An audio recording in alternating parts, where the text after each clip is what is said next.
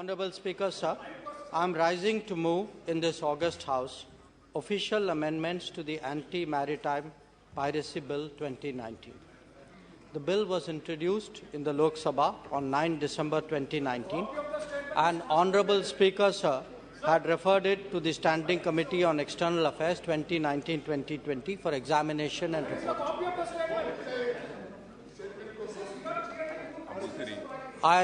I thank the committee for examining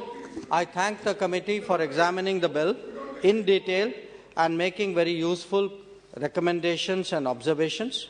To suitably incorporate these recommendations, the Ministry of External Affairs held several rounds of ministerial consultations with concerned ministries and departments.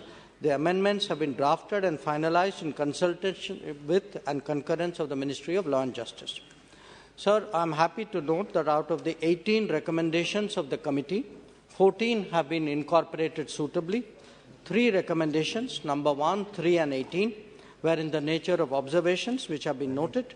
1 recommendation, number 2, is to define clear-cut roles of various departments to be reflected in the rules for the effective coordination mechanism.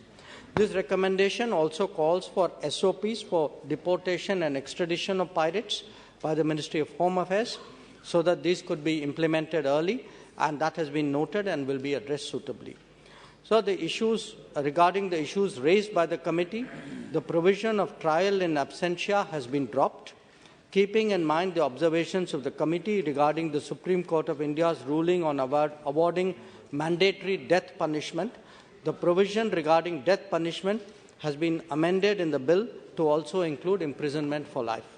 Honourable Speaker, sir, India does not have a specific law or legal provision in the IPC or the CRPC on piracy.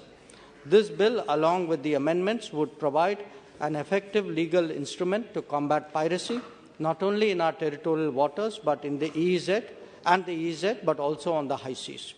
India's security and economic well-being is inextricably linked to the sea, and maritime security is a prerequisite, with more than 90% of our trade with the world taking place through sea routes and more than 80% of our hydrocarbon requirements being seaborne. The security of our sea lanes of communication is critical to our national well-being. India is also one of the largest providers of seafarers in the world. We are a signatory to the UNCLOS 1982, which was ratified in 1995. The passing of this bill fulfills the expectation of this convention for cooperation in repression of piracies in the high seas. It may be noted that the Honourable Prime Minister had chaired a UN Security Council session in 2021 focused exclusively on maritime security. He had then outlined 5 principles for such cooperation.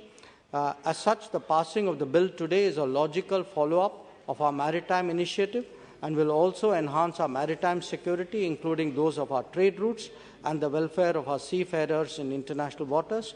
It therefore merits the consideration and approval of this House. Thank you. So, sir, I rise to move that the bill Anti Maritime Piracy Bill 2019 with amendments considered and passed.